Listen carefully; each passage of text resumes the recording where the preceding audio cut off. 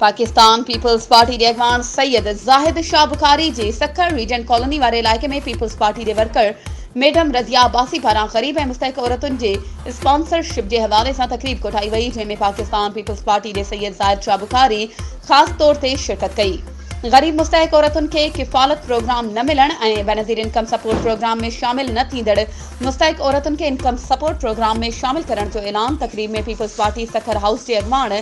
Syed Zahid Shah Bukhari, peoples party की worker Razia Abbasi, Kamran Memon ऐं इलाइक़े जी मुस्तहिक बेवा औरतूं शामिल हुयूं। तकरीब के ख़िताब कंदे पीपी अगवान सैयद जाहिद शाह बुखारी चयो त सखर हाउस जा अगवान नौजवान सखर मेयर अरसलान शेख असां सां गॾु आहिनि। इंशाअल्लाह बेनज़ीर इनकम सपोर्ट प्रोग्राम ज़रिए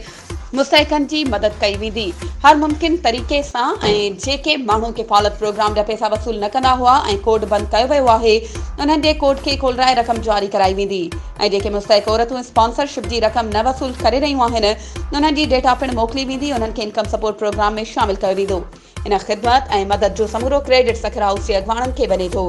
जंहिंजी महिरबानी सां लेबर कॉलोनी में मुस्तहिकन लाइ ऑफिस खोली वई आहे। वधीक ख़बरुनि ऐं अपडेट्स के लाइ असांजे चैनल के सब्सक्राइब कयो ऐं हाँ, बेल आइकन के प्रेस करण न विसारिजो त जीअं असांजी हर नई अचण वारी वीडियो तव्हां ताईं पहुची सघे।